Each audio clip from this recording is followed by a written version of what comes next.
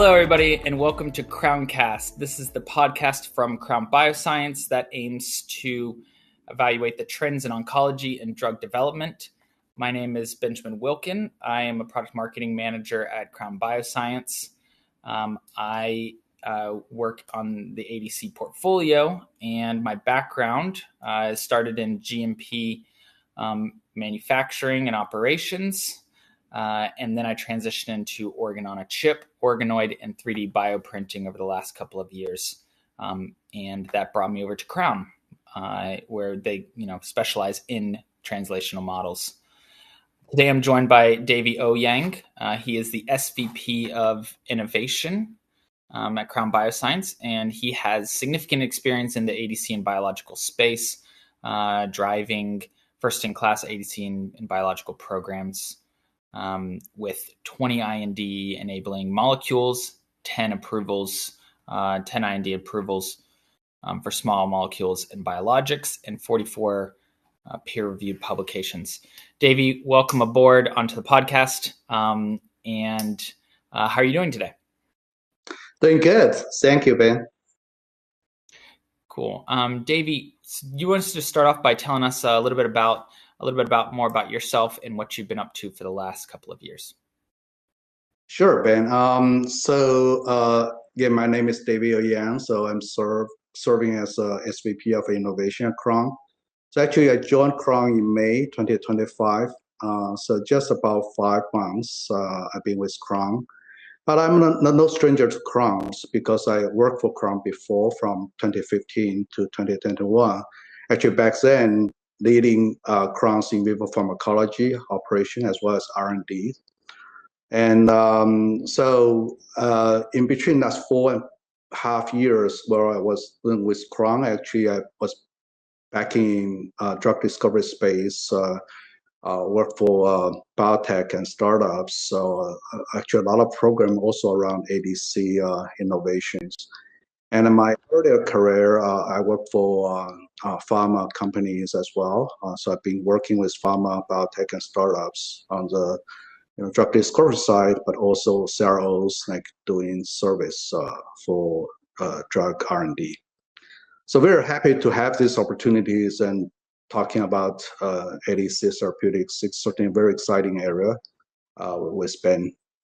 That's great. Thank you. And so speaking of, here today, we're talking about ADCs. Would you be able to give us kind of a brief overview about what ADCs are and why they've become such a focus for oncology drug development in the recent years? Sure. So we all know ADC stands for antibody-drug conjugates, right? So actually, I really like the analogy of describing ADC as biological missile against cancer, right? So the antibody really serves as a navigation system where it seeks out and binds to the specific tumor-associated antigens on the tumor cells. While you have the linker payload, which can form a well-controlled warhead, right? So, which release cytotoxic agents where it's needed and minimize the damage to the normal tissues. So really over the past decades, right, we've seen ADC transformed from a very niche biologic to a mainstream therapeutics, especially following the approval of Enhertu. A lot of ADCs targeting various TAAs being approved, including those like Nectin-4, TROP2, tissue factor folate receptor alpha, and more recently the CMAT. So especially in the solid tumor space, it's really an excitement to see so many ADCs got approved and really start to benefit cancer patients. At the same time, ADCs also become powerful growth engine for a lot of startup biotechs. We have seen record-breaking out-licensing and partnership deals, which reflect the confidence of large pharma in this modality, right? So It's really a very exciting space. But having said that, so not every ADC succeeds. We have also seen, over 10 billions of failures in ADC program globally, and those failures can be due to the weak target validation, discovery and the translational understanding gaps, as well as other reasons. So that's why data-driven preclinical modeling and deep target biology insights become very critical, and that's exactly where Crown Bio's integrated platform can make a real difference there. Given the complexity of these ADCs, with their need for precise targeting, effective payload delivery, and manageable toxicity, how important are the models for testing these? And is that where it kind of models things like organoids and PDX, other translational models, come into play? Sure, that's a very good question, Ben.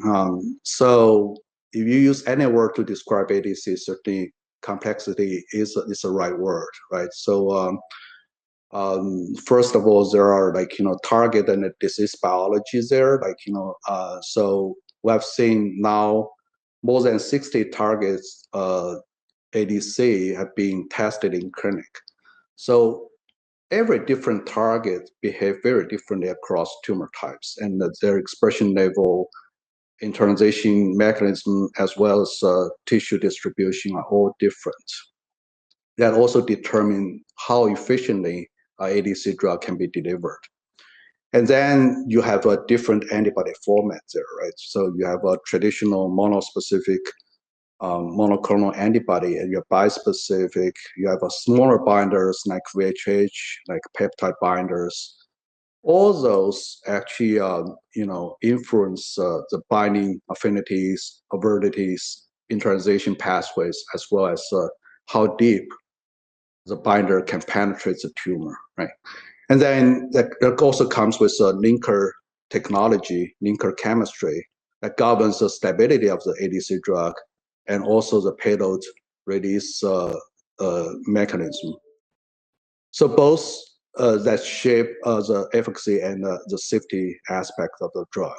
And finally, there's distinct payload class that's come into play, such as topoisomerase inhibitors, tubulin disruptors, as well as DNA damaging agents, right?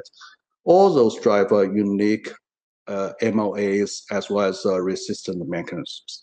So it's very complex drug. So because of that reason, that we use a model that reflects the patient tumor become very critical. We certainly also offer 2D and 3D cell line models to test the ADC binding, internalization, as well as cytotoxicity, and also using the CDX models for the in vivo efficacy testing, right? But I think what really differentiates Crown from others is our cross-platform patient-derived model system, meaning our organoid and paired PDX models. So now we have more than 800 of organoid models and about 2,700 of PDX models. So there we can use the organoid platform for the high throughput cytotoxicity screening of your ADC drug or payload. And beyond the potency assessment, we can also use the organoid for deeper MOA studies through the high content imaging, right? We can understand the drug penetration, we can understand the payload response patterns, and use that in a more physiologically relevant system. And then we can extend that insight into our PDX platform, right? Where we capture the tumor heterogeneity, stromal contents, and also vasculature, and also more importantly, you have the in vivo pharmacokinetics plays into a role, right? So together, I think this system form a very powerful translational bridge that connecting the functional biology and systemic pharmacology there. And then beyond the models, we also can reinforce this bridge through our biomarker surveys, where we have the immunohistochemistry assays as well as the multiplex immunofluorescence assays and spatial omics assays to profile the patient tumors as well as our models, including the organoid and PDX. And there we can have a deeper understanding of a target expression and a spatial context to guide ADC innovation. So I see this as an integrated workflow that allow us to link the ADC design parameters to the clinical relevant model platforms, really turns the complex drug engineering to a more predictable translational outcomes. The ability to use models for each individual kind of strength and not just having all these models and being able to use each one, but to kind of connect the dots between the models is very important. So how do you optimize this ADC development when you're combating different diseases, and what are the key considerations when you're selecting some of these models like organoids, PDX models, or both when designing some of these studies for these ADCs? That's a very good question. So also a very practical question, right? But I see this, it's not about choosing one model platform or another, right? But I think it serves the complementary roles across ADC R&D process. I think, for example, organoid is especially powerful in the discovery stage when you're doing your lead optimization, right? So, our asset platform allow you to do a rapid screening of multiple antibody linker payload combinations and to provide you that insight into potency, payload release rate, and allow you to rank your candidates, right? And then when you narrow down to a couple of leads, then PDX or other in vivo models can become essential. Then there, it can allow you to study PK/PD relationship, biodistribution, and also potential toxicity there. So, and then which is crucial to your final candidate decision on selecting your drug candidates, right? So that's in the discovery stage. And then in the translational stage, I think both platform also plays a unique role. Where you can see organoid platform is more like a population study in vitro, which can reveal different response across tumor types, and also to uncover the predictive biomarker beyond just the target expression and payload sensitivity there, right? And then PDX can extend this approach to the in vivo system, showing how microenvironments, vasculature system exposure of your ADC, how that improves efficacy as well as the toxicity profile. And then we can even enhance this framework through the biomarker profiling of the model, right, to ensure that target expression pattern in our models closely mirror your patient tumor that you are on target. So in addition to that, we also have, organoid that is gene edited, engineered, or the clinically pretreated PDX model to enable you to explore the resistant mechanism of ADC drug or to the other combination therapies. So altogether, I think our paired organoid and PDX platform and then target validation capabilities really provide you a very complete translational toolkit and perfectly suited for every phase of ADC drug discovery and the development from very early on to translational research. And discussing more about kind of some of these translational models, what are the current limitations or challenges when using organoids or PDX models for development? And how are researchers, working to overcome some of these? Yeah, that's again a very good question. I think there are certainly, as long as I can see, two different type of challenges, right? It's either scientific challenges or operational challenges, right? So at Crown, we certainly have the biggest commercially available PDX library that will allow us to run a PDX trial study, which we call mouse clinical trial, to mirror real patient diversities there, right? So we have a great number of PDX model we can put in use.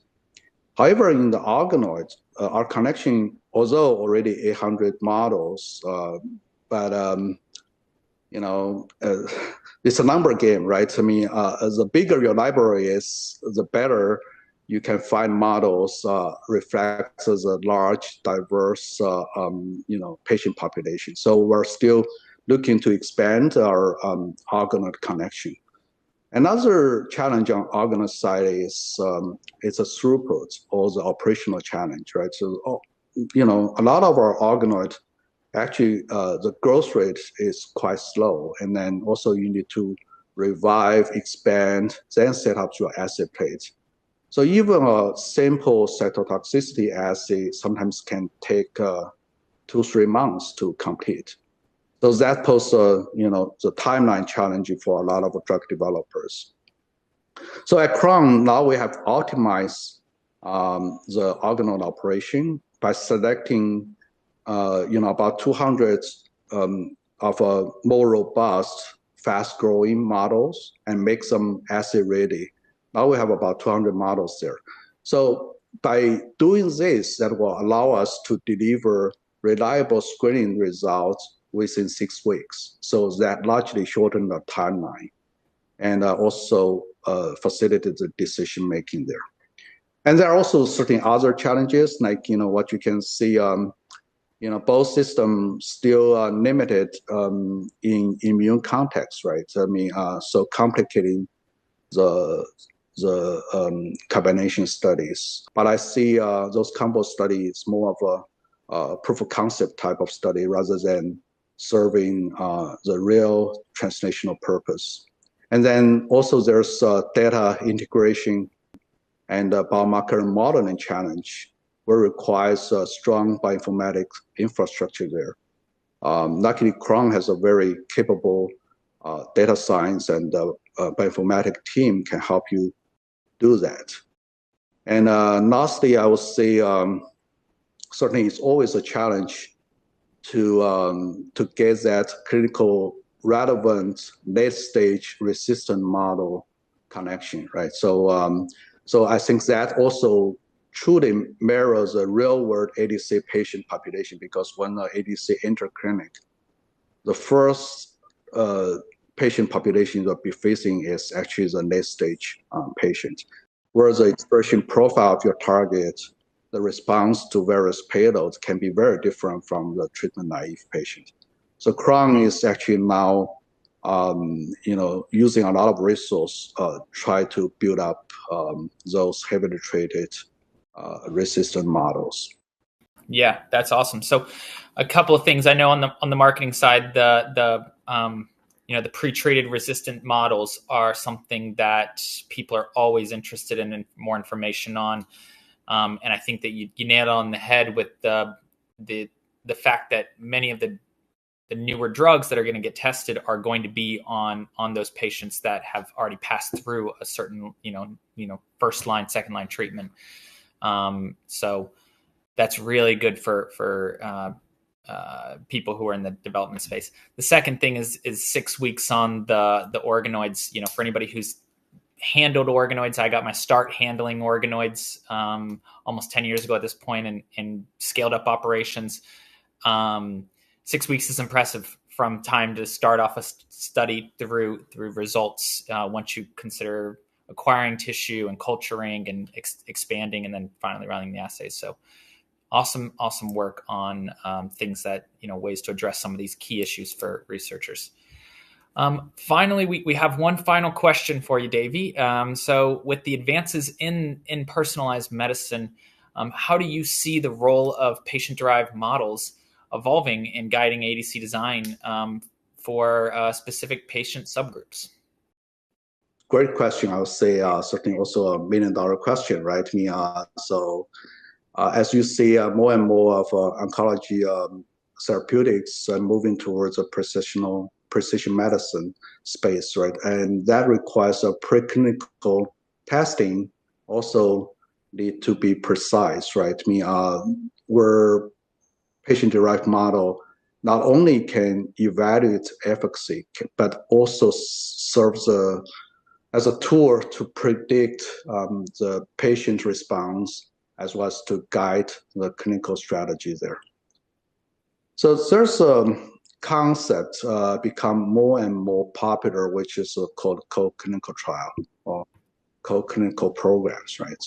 Where you can align the preclinical data with ongoing trials, and then to refine, there's several things you can do to refine the biomarker hypothesis and to optimize enrollment criteria, and also to identify your responders early on, right? And also, more importantly, to expand the indication more rationally. So there's several things can happen there if you run the co-clinical trial. And together with that, I think another aspect is by integrating, biomarker assays, IHC, proteomic, spatialomics, all those assays, we can actually map out the target distribution or the immune context in a way that each tumor reveal the different, each of model reveal different subgroups for patients, right? Which can mostly likely to benefit from specific ADC designs. So the ultimate goal there is really to combine these patient-derived model systems, organoid and PDX, and to incorporate target validation capabilities that Crown has to allow us to firstly design smarter ADC drugs, right, to enable that, but also to enable us to design a smarter trial. So that way we can make the development of ADC drug more predictive, efficient, and also personalized. Awesome. Thank you so much. So Davey, thank you so much for your time today. I want to give one more chance for you if there's any final thoughts that you have for the listeners. And then also, how can people reach you if they want to, discuss more about ADC development and Crown's capabilities? Absolutely. So at Crown, we really see ourselves not just a CRO, but we try to become your discovery and translational research partners, right? We can combine, our advanced model system, our biomarker analysis assays, deep understanding of the data science and the bioinformatics to make not just ADC drug, but more broadly other therapeutics as well. This R&D process more efficient, predictable, and also clinically meaningful. So hope we can help you there and to facilitate your R&D process. And you want to reach me, you can send me an email. My email address is davy.ouyang@crownbio.com. Happy to discuss any future project with you. Excellent. Yeah. And for all the listeners, definitely reach out to Dave if you have any kind of ADC questions. He's got a lot of experience in this area, so definitely take advantage of him if you can. And thank you all for listening. Hope that this podcast has been meaningful for you, and that you've learned a little bit more about the translational models and the direction and importance of ADCs. So thank you.